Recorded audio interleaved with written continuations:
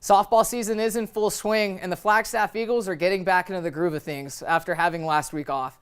Okay, the team is currently on a 3-game winning streak. How do you see the next stretch of games going as they're on the road for 3 of their next 5 games?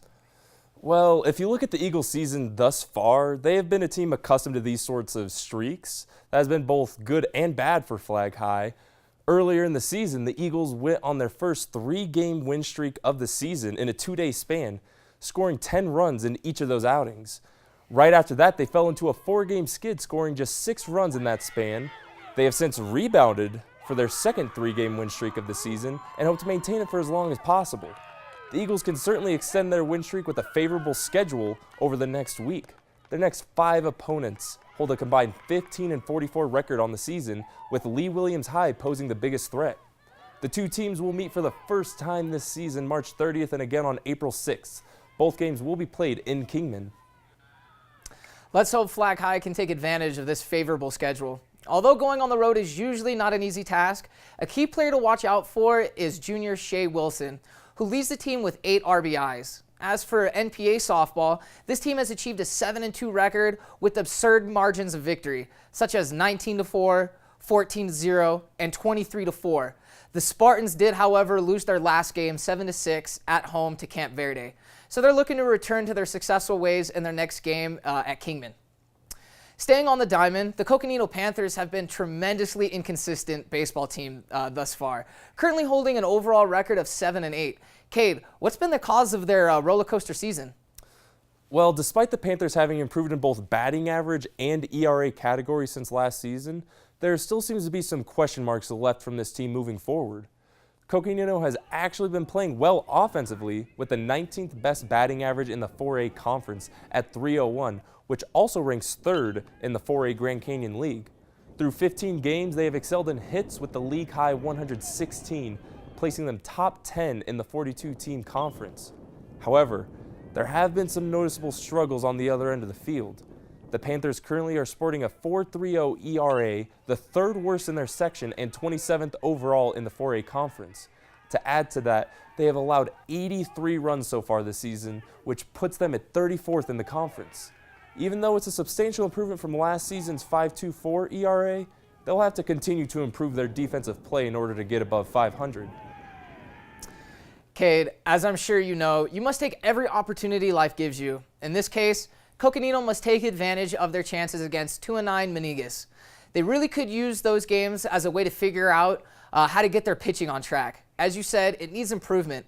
I'd also like to see more consistency offensively. Only scoring 2 runs versus Prescott is not good enough. They need to step it up in the upcoming weeks.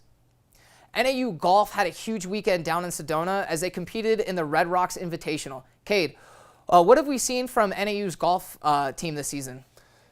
It has been a both up and down year for NAU Golf, but their most recent performance has been a definite positive for the team. NAU Golf put together their best team performance this season this past weekend, finishing at 11 over par and in a tie for 3rd place in the 18-team field at the Red Rocks Invitational. NAU has been most successful when freshman Aleksandra Chekalina is at her best. Chekalina put together one of her best performances as a lumberjack, finishing at 1 under par, including a birdie on the 14th hole. It's her best finish since the beginning of the season, where she placed 9th overall at the Hobble Creek Fall Classic, which is also the last time the team finished top 5 on the season. Ashley Croft, another freshman standout for the Jacks, tied for 17th place in the individual standings with 3 over par, shooting 3 birdies on the 4th, 7th, and 11th holes respectively. The Red Rock Invitational has been a favorable matchup for the Jacks in the past. As a matter of fact, NAU has not finished outside of the top 4 in the team standings since the 2014 season. We'll see if they can build on this momentum and saddle up at the Wyoming Cowgirl Classic April 8th and 9th before the Big Sky Tournament. Absolutely, Cade. And what will be a theme on today's show, inconsistency is shown across Northern Arizona sports currently. It will be very interesting to see how the Lumberjacks do at Laramie, Wyoming in a couple weeks. It will be huge to capitalize on their momentum before the Ultimate Conference Tournament. The NAU men's team is dominating right now. They haven't lost a match since February 25th against UNLV. The Jacks are currently on a 7-game winning streak and are currently undefeated in the Big Sky. They played earlier today where they traveled to California to play UC Davis. On the other hand, the women's team is having a tougher year. Cade, this team had a 4-match losing streak in early March, but won their last outing. What can they do to build off of that? If any time was a time to get back in the win column, this weekend against the Portland State Vikings would most definitely be it. The Vikings are coming off a win of their own against Northern Colorado, but have yet to win back-to-back matches this season.